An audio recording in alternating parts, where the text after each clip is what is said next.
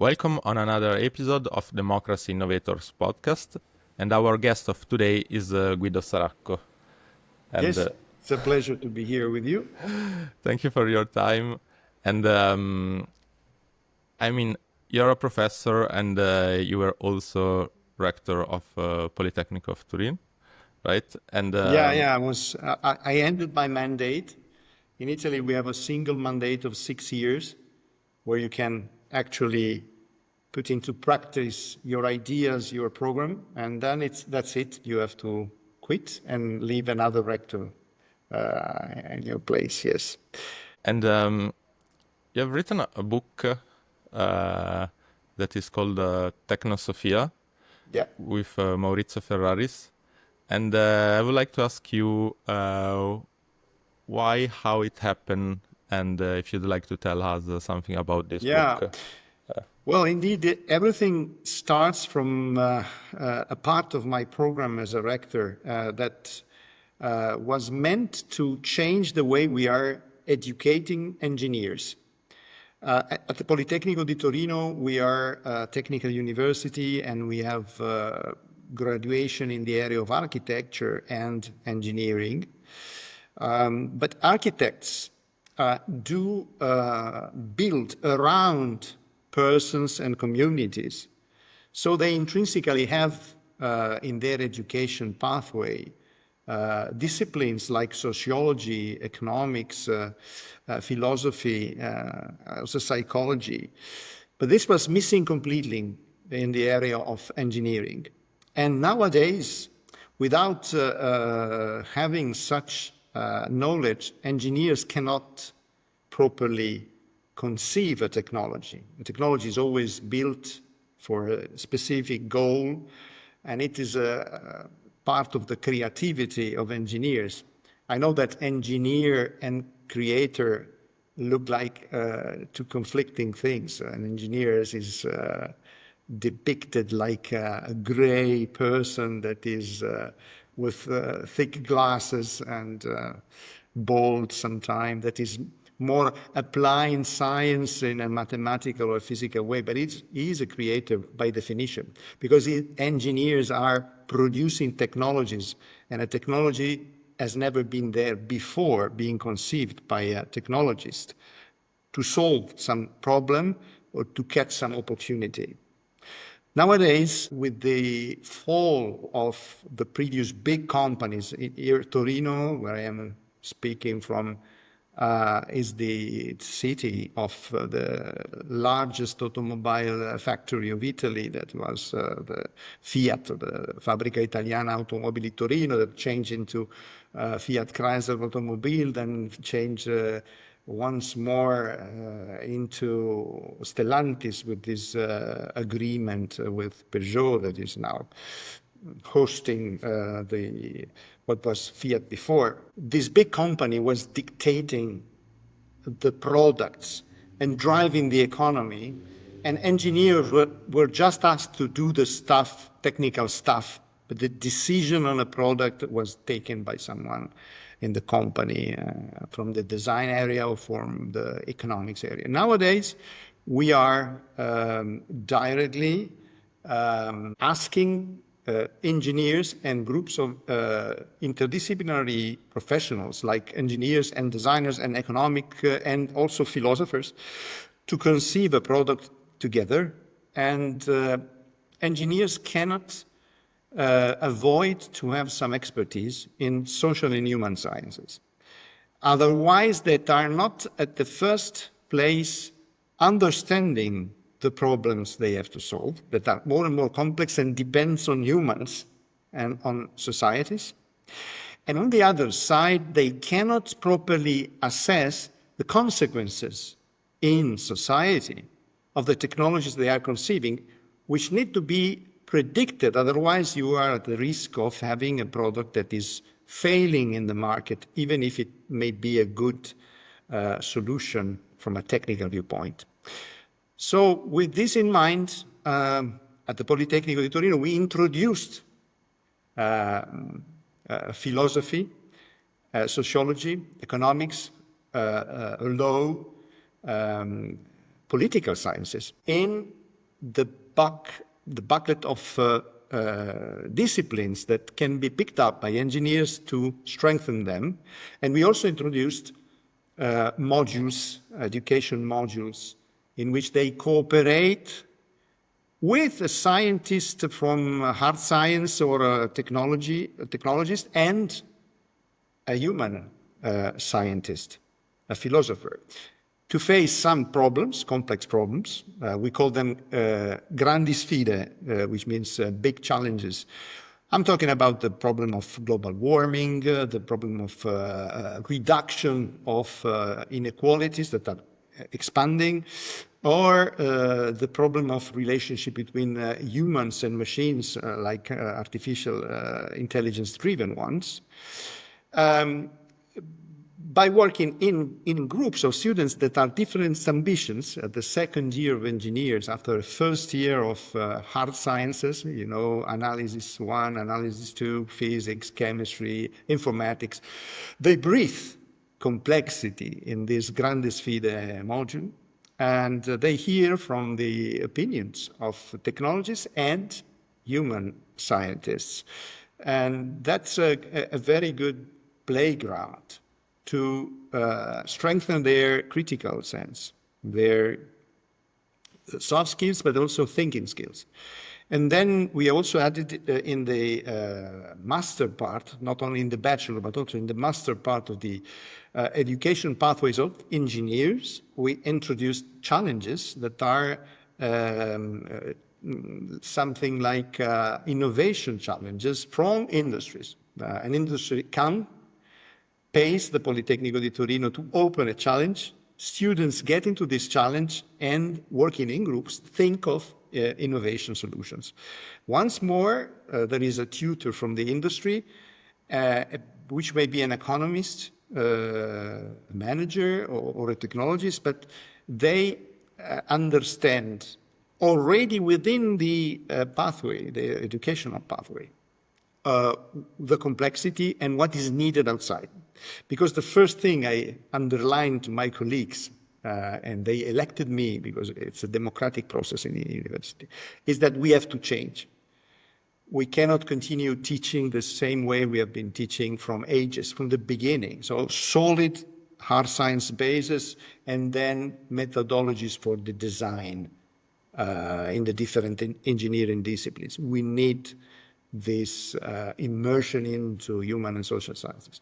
So this led me to get into contact with many philosophers, sociologists, economists, and one of them was Maurizio Ferraris, and together we are both positive towards technologies, because there are many philosophers that think that technologies are sort of human eating stuff. On the other end, me and Professor Ferraris think that technologies are the sublimation of human intelligence and creativity, because they come from humans. They are created by humans. And for this reason, we decided to write Tecnosofia, this book published by La Terza. It was in 2023. And there we give opinions from our different viewpoints. I'm a chemical engineer, he's a philosopher, on different stuff, also proposing solutions that are based on our two different viewpoints and knowledges. And it's a sort of ping pong. We at the beginning were thinking of writing as a single author, merging, but it's impossible. And so by this ping pong, we little by little converge into some possible solutions for the severe problems we are facing into many directions in this very fast changing world, and which is sometimes threatening, but we were trying to find, according to our positive attitude, solutions. This is the reason why we wrote Tecnosofia. And yeah, I totally agree about I would call it human-centered approach. and also the fact that inside the Polytechnic people have the possibility to study something related to human science and the past of humans maybe.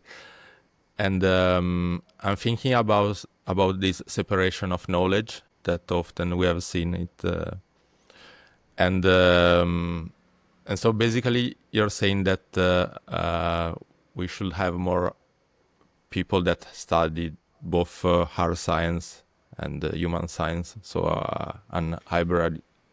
There is an opportunity now in our legislation that is to take simultaneously two different degrees, doppia laurea, double laureate, which happened a few years ago. It was a decision from the parliament, and I know personally the member of the Chamber of Deputies or Camera dei Deputati, Alessandro Fusacchia, that was the driver of that change. It's not really come to an effective practice because it needs some definition of specific procedures. There's always this tail. After you take a decision, then it's not yet done. You need to put it into practice, and it requires the modification of several administrative stuff. But when I was young, I could not be a student simultaneously of philosophy and physics. When I finished my high school, I was uncertain whether to become a philosopher or a physicist. I decided to become an engineer, which nowadays is a sort of mix, as I told you.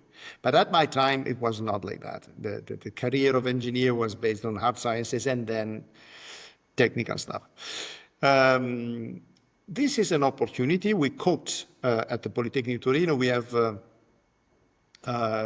some possibility to have a double master degree into neighboring disciplines like chemical engineer and environment engineer, chemical engineer and energy engineer, in a sort of accelerated pathway, like in 3 years you get two master degrees. And so there is this attempt to mix cultures without losing quality. And I think that this is strongly needed. I think that the university is too fixed and too conditioned by chains, I would say, that are sticking onto a too not much flexible way of declining, of describing the curricula, because the world is changing and you need to change. I'm not in favor of producing curricula ever-changing. So we need to focus on the core competences and then have maybe some small parts of the education pathway that merge you into a specific task. Because these last tasks are changing so fast that we cannot keep. So keep with this change. And what I mean is that if you take some education pathway of 5 years, a 3+2 Bologna process, and you keep it fixed, when a guy or a lady gets into it, it gets out of this pipeline, and it may not recognize the world that it has been prepared to face through the education pathway. So the change is essential.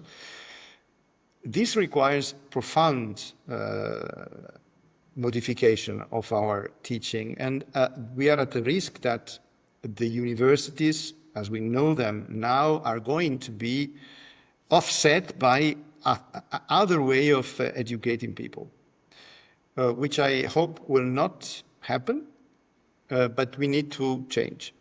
And for this reason, I'm also involved with some universities that are trying to get to working students, or procure a continuous education, mostly online, because when you want to reach people working, you cannot pretend that they are gathering into it. But online, you can, with specific techniques, be engaging, even if it is less easy than in a presence. But this profound change is going to face a sort of tsunami now with the generative AI. And but I was there for the last year of my rectorate when Sam Altman was launching this post on on Twitter. Look, we have prepared this ChatGPT, you can try it there. That was a revolution because it was the first LLM. And, but I couldn't take this into account in my rectorate. So I started studying how to embody this kind of tremendous tool into education pathways, because otherwise you cannot turn your face elsewhere. You have to face this.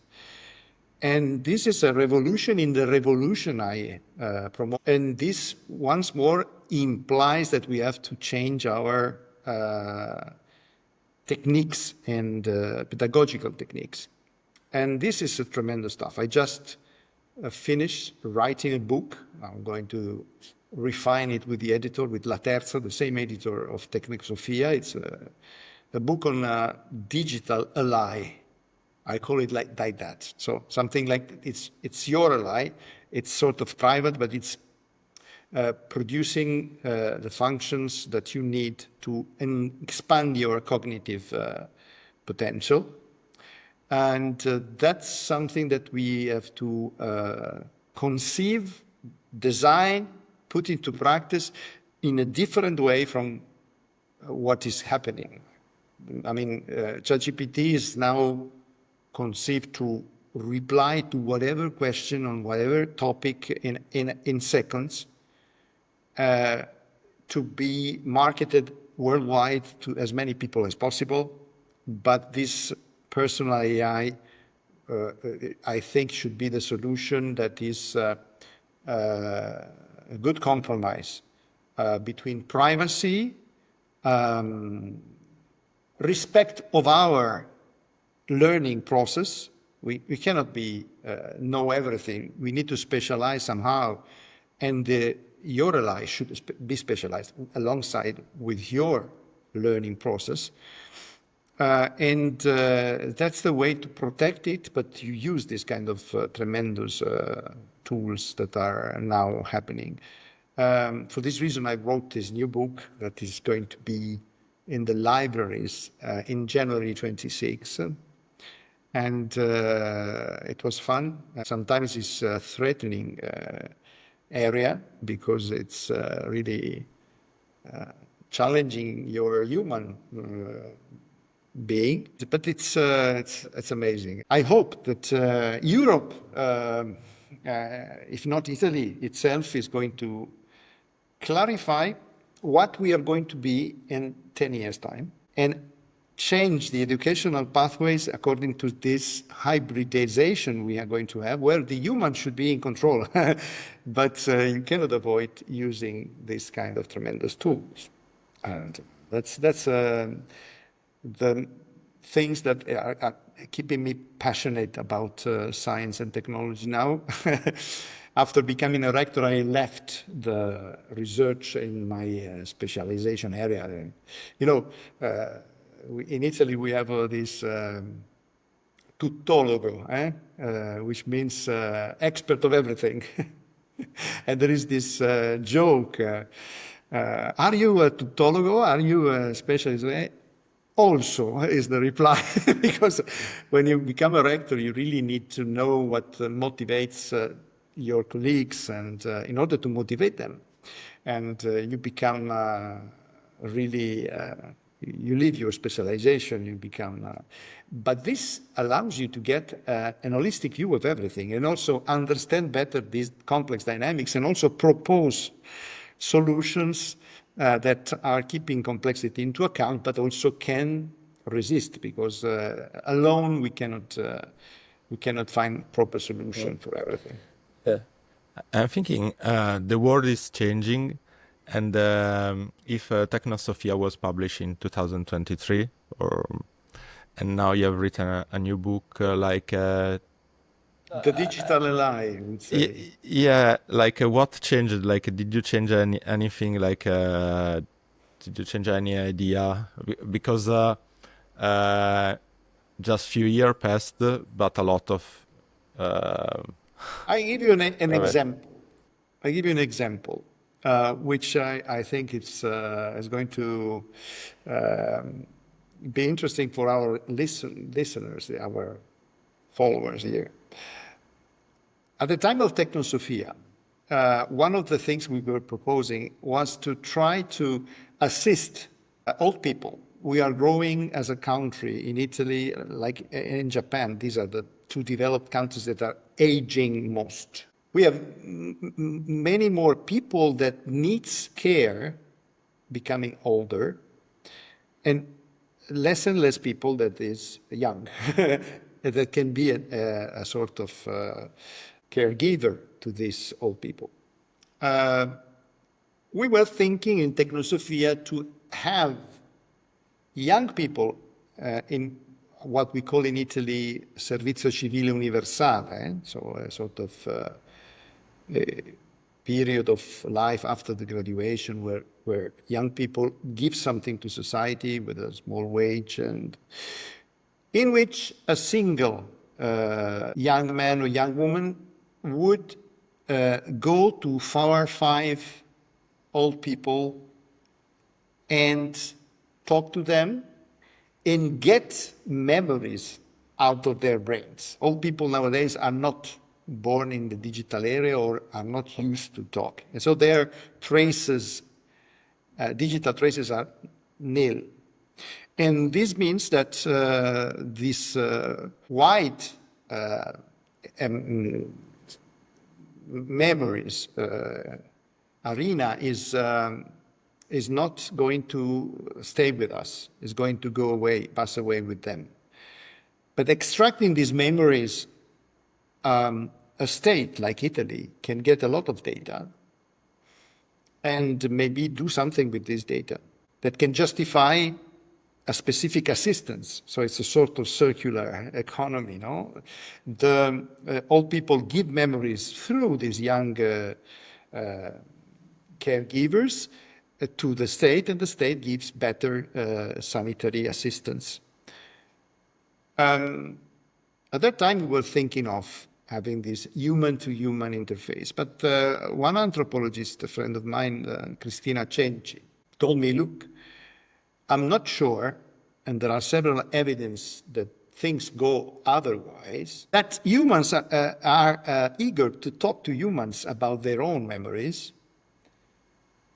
and they prefer maybe to talk to a digital tool, digital interface, because between humans, there is some barrier. Who is this guy? Who is this lady that is asking me things? It takes time to, and maybe you never succeed. With a digital thing, it's maybe easier. And this is the way telemedicine works. Sometimes you get more information for a medicine through digital telemedicine sensors or talks or talking by the old people. And then, so this is preparing them when they come in case of need. But then this was strengthened when ChatGPT came, and it was after. I mean, we were finalizing Tecnosofia, so we couldn't take it into account. But nowadays we know that it's tremendous stuff to talk to, and it's enabling the possibility to have agents that are behaving like humans but are digital, and with whom you can talk. This on one side. But if you take this into a private, personal agent, your digital ally, and it lives with you, it grows with you, and it remains yours. It's not driven by ChatGPT. It's not giving data outside. It's an LLM open that is closed on your device and grows with you because you are a source of data daily with your experiences, with your talks, and with all the things that you have read, you have learned. Little by little, this device becomes you. And this device is not going to die. You are going to die, but he's going, or she, depends on how do you call it, she's going to remain with a sort of carbon footprint of your brain, of your way of thinking, of your way of producing solutions. And this automatically gives you memories available, memories of a lifetime, but very precise. But this is yours, so you cannot use them unless you desire. So think of a human being with his digital ally that comes to the end of his and has to decide what to do with this. Will it be incinerated with me, destroyed, or will it be available to my son, my daughter? So this is tremendous stuff. It's difficult to avoid to have sort of skin electricity. I don't know how to translate it in English. La pelle d'oca in Italiano. But it's something that is there, is going to happen, and maybe not bad to happen because this is a way to control this. What these big techs are doing is they're running directly to transhumanism. They're running to something that is no more a human being, is something integrated. They want to talk directly through the brain without even talking through a language. Direct connection of thought. I mean, we are not that fast. We need to think. Language is very effective, but has our timing. I don't want to be hybridized with something that is running faster than my brain and is going to control my brain. When I told you, I hope that our state will decide what we're going to be in 10 years' time in order to design things so that it happens in a controlled way. I don't see anyone rising the glance at that level. We are trying to cope with what happens and limit this and that, but there is no strategy, no vision at the moment. So one of the reasons why I wrote the Digital Ally, l'Alleato Digitale, is exactly to provide some options to concrete solutions in the direction of having some tool available which is not overwhelming us. But at the same time, you cannot avoid, as I told you, you cannot say it doesn't exist. Let's continue educating people as it has never been produced. This is nonsense. And the strongest battle at the moment between China and the US on who is going to come to superintelligence first, that's breathtaking on the one side, but it's very dangerous on the other side, because who is coming to this before the other can dominate the world and may be the cause of conflicts, war, because it's so dangerous. So we definitely have to get some control into this. At the moment, I don't see very much. I see Europe leading this, as always, with the AI Act, but the two poles that are competing now seem not to have significant constraints to this rush. And this is one of the major issues. My current activity for Polytechnic on production of cultural media or events, theater plays, documentaries for the cinema or the television and so on, we are going to have a list of podcasts on the possible end of the world, which has to be intended as end of humanity, that we can serve ourselves through technologies. And there are so many options, but one option is that the rush to be the leader of artificial intelligence leads us to such a powerful tool that the opponent may start a war to avoid the dominance of the other. So this is one option, but there are so many. So. I was thinking about the AI LI, and yeah, as you said, safety and ownership is very important, because otherwise, I'm thinking it will be like owned by big tech, and also I will not be very. I will be quite scared by the having a direct connection, and because they say that a safe computer is a computer that is not turned on, so that is off, and so having a computer that is on, connected to the internet, will be quite scaring in terms of safety, and this importance of data, it's connected maybe in some way to dataism, this possible new religion where data is the most important thing. I was fond of Dadaism. Those artists that were the futurists. I remember a nice exhibition in Palazzo Grassi in Venezia on Dadaism.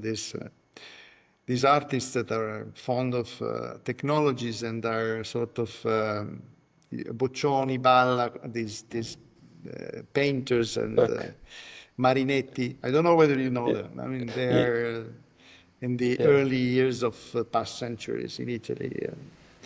Yeah. I'm not aware of this dataism, but it's a technological issue. The more the data you can handle in quality, the better it is for your use of artificial intelligence. So there is a culture of data and quality of data that is spreading around in all industries, because if you have good data that are coherent and consistent at the same time, then you can draw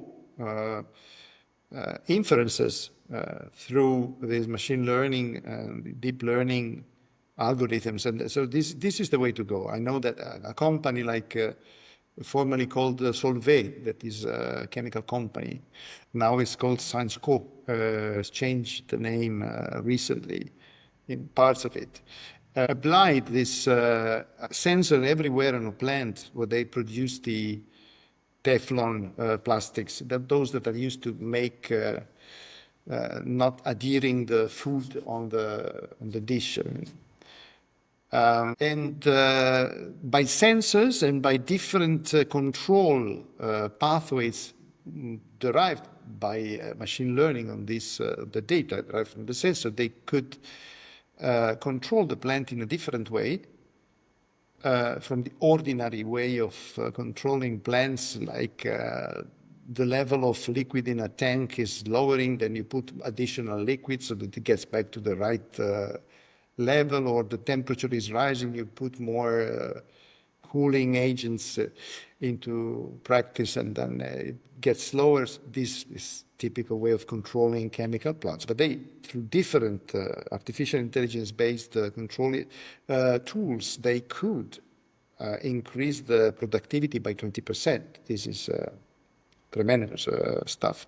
And this is another way artificial intelligence is changing things, so that those that, like me or my colleagues, teach people how to behave and how to act as professionals, cannot avoid this, because this is effective in so many things. I'm not talking about the area of language, large language models that we were talking about before, but the simpler use of data and artificial intelligence, machine learning and deep learning techniques. So this is actually there, and it's changing so many things that we need to, first of all, change the way we are teaching people so as to prepare them to use these tools and not try. But get back to the beginning of our talk. In order to be stronger and to be in control, you need to be prepared through human and social sciences. I'm expecting less specialization on hard issues, hard sciences, because these tools can do a lot of the job for you, and a revival of human and social sciences that are strengthening your critical sense of things and helping you to connect the dots and take decisions better. This is fun. In this last part of my career, I have been improving also personally as a person, and as a leader through this. Happy to be engaged in this wide span of disciplines to understand complex problems, and I will go on with my career of writer, of creator among social networks, providing common people with my thoughts, and also producer through Polytechnic di Turin of whatever people like to see or listen to, and there I bring reflections of science and technology versus the problems or opportunities that are there in society, unsolved or uncaught. And this is fun, I have to say, it's fun. I'm much more engaged than when I was a researcher in my sharp disciplines and I had to be there running, you know, the publish or perish attitude that you have to keep if you want to be fast in your academic career.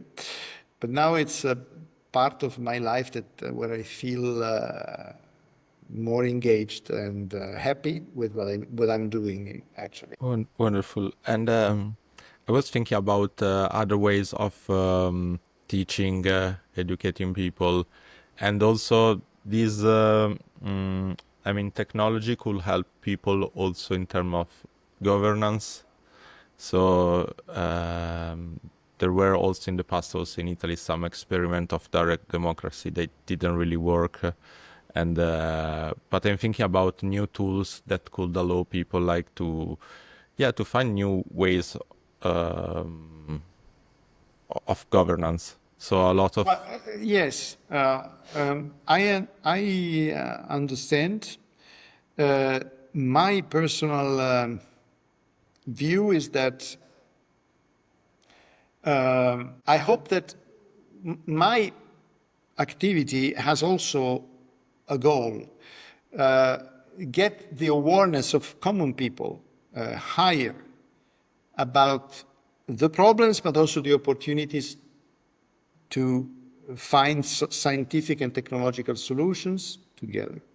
If the level of awareness of people rises, also the level of politicians, also by keeping the current governance structure, will adapt. The complexity of the world would need politicians that are keeping the pace with this complexity and fast change.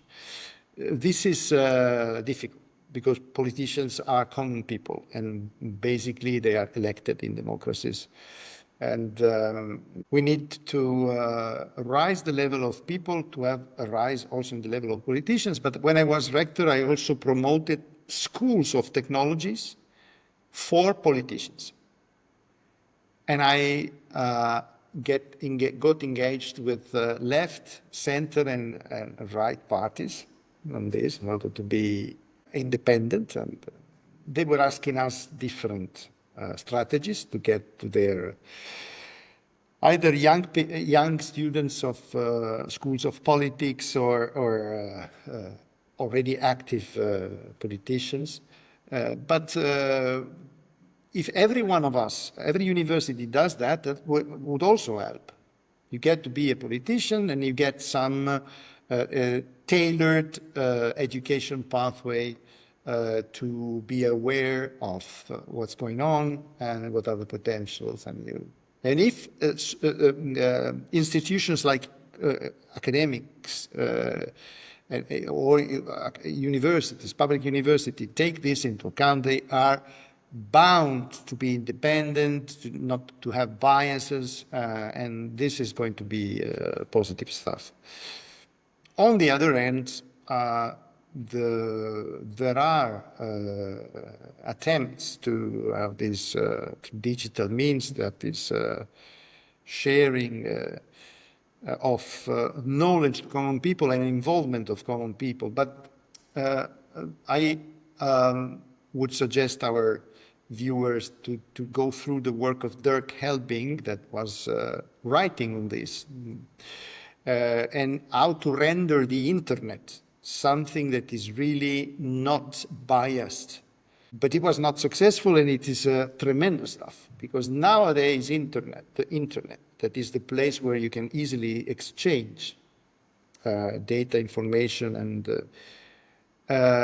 is strongly biased. It is strongly governed by market opportunities. The key players are big techs, Google, but the most visited platforms are bloody commercial marketing-oriented platforms. It's difficult to amend this. Dirk Helbing was proposing a sort of reliability score for the different web pages that will help you to have something there granted or as independent as avoid fake news. But the web has become really a sort of bazaar. And I am at the end of the story, I personally decided to work, getting into this bazaar with my own opinions, driving Politecnico di Torino to produce culture, also through social networks, but also through theater plays, films for the movies for the cinema and television, bringing our viewpoints, and also not just producing knowledge sharing to common people, but also producing for politicians some education packages. The role of technologies in society that is becoming stronger, so they cannot avoid to know something about that. Yes. I thought that this would have been working more. Right? Maybe your platform here has a sort of thoughts or is pursuing different ideas, but this is what I decided. I would like to bring this to use to this interview. No, what I was thinking before, like in terms of governance, is because like what you were saying about the AI ally, that in some way, if I'll have an AI ally and you'll have one, and then we have a conflict, then the two AI could eventually talk together and help us to resolve. Yeah, to fix the conflict. One opportunity, but you always have. You're right. You always have to decide whether you want to put into contact the two stuff. But in an education context, you have the allies of the students and the ally of the teacher, and they can be in contact. And the teacher may understand much more about the effectiveness of his teaching practice to the single students. A tremendous potential is that through the ally can act as your evaluator daily and understand whether you are following or not and procuring information, not just to the teacher, but also to you directly, underlining that you should read this and that to recover. Or you are okay, you can dare to go beyond the limit and expand your knowledge. So this is called designing on the single person the education pathways. This is going to be helped by the personal AI. Now that's amazing. I mean, there is so many things. I will send you a signed book of mine. Thank you. And yeah, I was thinking also two things. One is that I mean, with this kind of AI ally that could evaluate us in some way, we could also not do take exams anymore. Like maybe it could be like just the AI agents that tell us if we are ready, if we understood the topic or not. And I think that you will always will have to put the human in the loop. I mean, it's okay, but the teacher should check something. I mean, any artificial intelligence-based solution needs to have the human in the loop. And if you are the tested stuff, you cannot be the human. You are already the human in the loop, but you need to check whether the AI gave you the right. I mean, the human in the loop should be there, but the advantage in the education is that AI is always with you. And from time to time, because a teacher, I was teaching, and I'm going to teach 250 students at the beginning of their, in chemistry, at the beginning of their education pathways. I cannot be there for any one of them. I cannot. But from time to time, I can, based also on what's going on, maybe I will be, it will be possible to be there when it's needed, to the student that it's needed. And in any case, check what has been going on, because you cannot rely 100% on AI. The most trivial stuff is the hallucinations. No? But it's always safer to have the human in the loop. So, from time to time, you have to have the teacher that is checking. But indeed, it is going to simplify a lot and be more effective. The risk is of nowadays practice is that you don't understand anything. You get after the 6 months to the exam, you are rejected, and you go back to the beginning. If you follow online in real time the preparation, you can recover, and then that would be easy to pass the exam at the end. But if the loop is 6 months, that's tremendous. And sometimes this happens because the teacher has no time for a single student. And with this undersizement of the teachers at the university in Italy, this is a serious problem.